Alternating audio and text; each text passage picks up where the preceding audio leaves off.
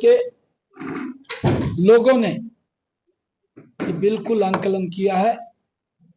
10 वर्षों तक कांग्रेस की सरकार केंद्र में भी रही, प्रदेश में भी रही।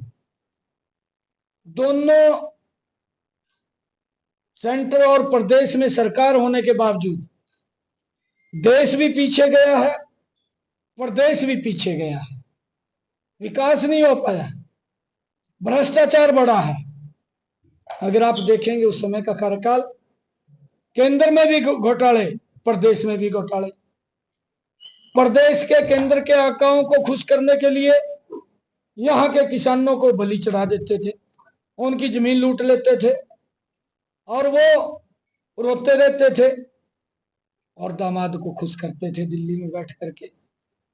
जब तक दामाद खुश रहता था, हुड्डा भी खुश रहता था, और दामाद जब थोड़ा सा नाराज होता था, हुड्डे की कुर्सी हिलनी शुरू हो जाती थी। ये लोगों की भावनाओं के अनुरूप सरकार नहीं चली कांग्रेस में। कांग्रेस में भ्रष्टाचार रहा है, और कांग्रेस ये दलित विरोधी भी है। कांग्रेस पिछड़ों के भी विरोधी रही है, ये दलितों के विरोधी रही है, पिछड़ों के विरोधी रही है। ये देश का विकास नहीं देख सकते, ये देश को आगे बढ़ता हुआ नहीं देख सकते। इनकी जो मंशा है कि लूट की राजनीति, झूठ की राजनीति और झांसे की राजनीति लेकर के ये काम करते हैं। अच्छा मुख्यमंत्री महोदय, जिस तरह से कुमारी शैलजा ने चैनल के माध्यम से बयान दिया है कि वो कांग्रेस की है, लेकिन पत्रकारों का कहना है कि जिस तरह से वो बात कर रही थी और जिस तरह से उस पर टिप्पणी हुई है, कहीं कहीं वो दर्द छुपा रही थी। नहीं, देखिए, क्योंकि मैं ये शुरू से कह रहा हूं, क्योंकि वो लीडर है, कांग्रेस पार्टी में लीडर है, परंतु इतना अत्याचार नहीं होना चाहिए दलित समाज को। कांग्रेस का इतिहास मैं बताता हूं। कांग्रेस ने डॉक्टर भीमराव अंबेडकर जी को अपमानित किया। कांग्रेस ने बाबू जगजीवन राम जी, जो दलित बड़े नेता थे, उसको अपमानित किया। कांग्रेस ने जो इनके कांग्रेस के अध्यक्ष भी रहे, केसरी, सीताराम केसरी, उसको अपमानित किया। किस तरीके से उसको निकाला, बाहर निकाल दिया उसको। इन्होंने हरियाणा के अंदर देखिए, डॉक्टर अशोक तंवर जी, प्रदेश का अध्यक्ष, क्या हालात किए। और अब शैलजा की बारी। शैलजा ने कल अपना दर्द वो जाहिर किया है। उन्होंने कहा कि मैं उकलाना से चुनाव लड़ना चाहती थी, और हुड्डा साहब कहां दलितों को देख सकते हैं, वो कहां मुख्यमंत्री बनने देने की सोच सकते हैं। हुड्डा साहब तो बेटे में लगे हुए हैं। भाई लगी है, इच्छा तो कर सकता है, वो नेता है, हमारे विचार से नहीं जुड़ी है, कांग्रेस के विचार से जुड़ी है, हमें कोई आपत्ति नहीं है। परंतु दलितों के ऊपर जो दलितों के सम्मान का हवा भरते हैं, जो उनको दलितों के हितैषी होने का दावा करते हैं, उनका चरित्र, उनका चेहरा आज देश के सामने है। राहुल गांधी अमेरिका में जाकर के बोलते हैं ये हमारी अगर सरकार बनती थी तो हम इस आरक्षण को खत्म कर। ये उनका दोहरा चरित्र ये सामने आ रहा है। ये किसी को भी देख करके बर्दाश्त नहीं है। ये तो उदयभान को गड्डी में बैठाया घूम गया। जिस दिन उदयभान ने यूं कह दिया कि मैं भी मुख्यमंत्री का दावेदार हूं, उसी दिन गड्डी से उतार देंगे, जब ही उतार देंगे। ये हालात है कांग्रेस के। ये कांग्रेस दलितों के विरोधी है। दलितों को ये तो खाली वो समझती है कि अपना वोट बैंक, ये हमारा वोट बैंक है। हमने कहा भी है, कांग्रेस इतने लंबे समय तक देश के ऊपर राज किया है, दलितों के लिए क्या क्या काम किए हैं बताने का काम करें। सर, पिता पुत्र दोनों ही चुनाव प्रचार में हुए हैं, जो इनके प्रत्याशी हैं वो इन्हीं का इंतजार। यहाँ पिता पुत्र, वहां माँ बेटा, इससे आगे तो सोच ही नहीं किसी की, इससे आगे किसी की सोच नहीं है। ये परिवारवाद के अंदर धसे हुए लोग हैं, भ्रष्टाचार की दलदल में फंसे हुए लोग हैं, और गठबंधन भी ऐसे व्यक्ति से करते हैं कि जो इनसे बड़ा भ्रष्टाचारी हो उससे करते हैं। अभी मंशा सामने आए इनके एक प्रत्याशी विधायक है जो कहने लगा कि सरकार आ रही है, जैसा कि इनके पास कहीं से आकाशवाणी आ गई हो, कहा सरकार बन रही है, पहले तो अपना घर भरूंगा, फिर जो मेरे साथ लगे हुए हैं नजदीक है उनका भरूंगा, जनता बाढ़ में जाए। ये सोच लेकर के काम कर रहे हैं। आज मुझे खुशी है, आज मैं ब्राह्मण समाज के बीच में आया था। ब्राह्मण समाज के पूरे हरियाणा प्रदेश से जो हमारे खापों के प्रधान हैं, जो हमारे जिलों के प्रधान हैं, जो हमारे बड़े प्रबुद्ध जन ब्राह्मण समाज के लोग थे, आज उनके बीच में आया हूं और उन्होंने एक मुश्त भारतीय जनता पार्टी को समर्थन देने का ऐलान किया है। मैंने सभी को प्रणाम किया है, मैंने सभी से आशीर्वाद लिया है और मुझे पूर्ण विश्वास है, क्योंकि ब्राह्मण समाज एक ऐसा व्यक्तित्व है जो हमारी संस्कृति का भी, हमारे संस्कारों का भी वो संरक्षण करता है, उसको आगे बढ़ाता है। आज मोदी जी के नेतृत्व में सरकार भी इसी प्रकार की है कि जो हमारी संस्कृति, हमारे संस्कारों का संरक्षण करते हुए उसको आगे बढ़ा रही है। आज मुझे खुशी है कि ब्राह्मण समाज ने एक बड़ा आशीर्वाद आज दिया है और मैं दिल से ब्राह्मण समाज का धन्यवाद करता हूं। हमने कहा है 8 तारीख के बाद जो भी समाज के पूर्वजन जो भी विषय मेरे ध्यान में लाएंगे या जो भी मेरे से बात करेंगे, उस काम को हम प्राथमिकता के आधार पर पूरा करने का काम करेंगे। और अभी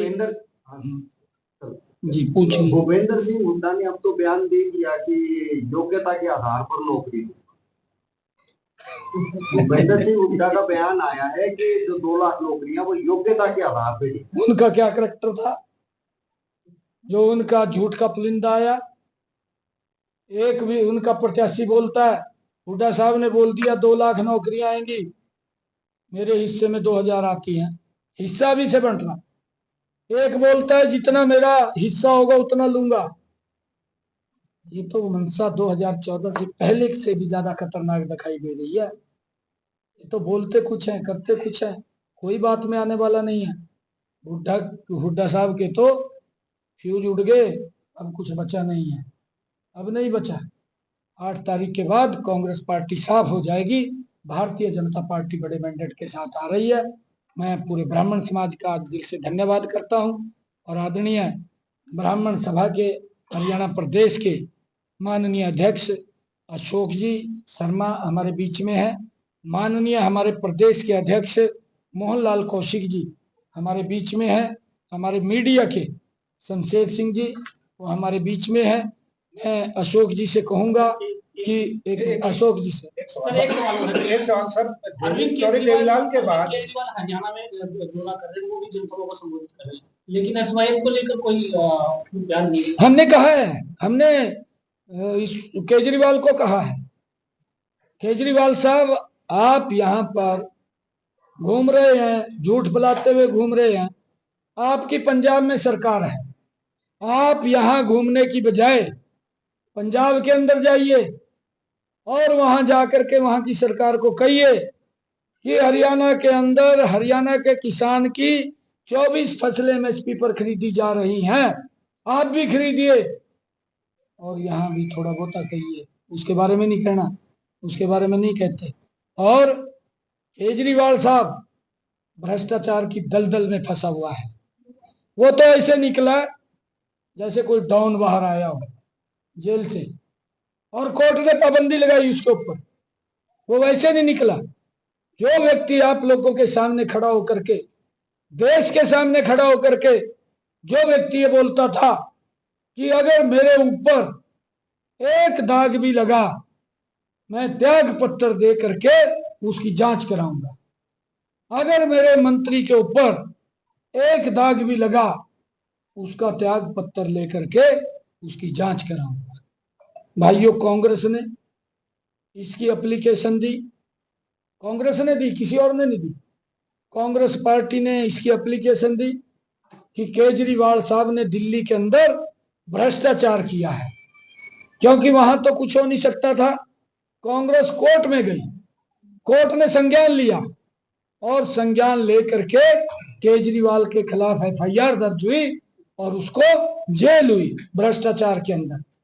जो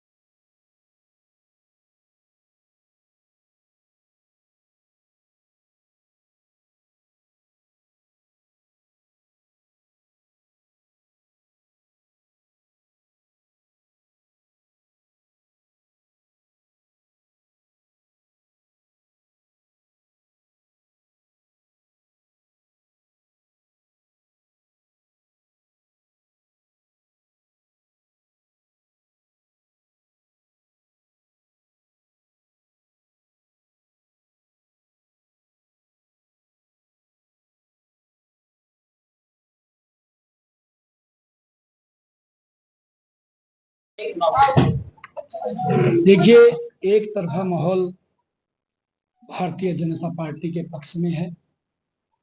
लोग आंकलन करते हैं, लोग देखते हैं कांग्रेस का जो शासन रहा है वो शासन झूठ का रहा है, कांग्रेस का शासन लूट का रहा है और कांग्रेस का शासन झांसे दे करके वोट बटोरने का रहा है। परंतु अब कांग्रेस की बातों में नहीं आने वाले हैं। आज ये कुर्सी लगा दो, आ बैठ, इधर आ जाओ।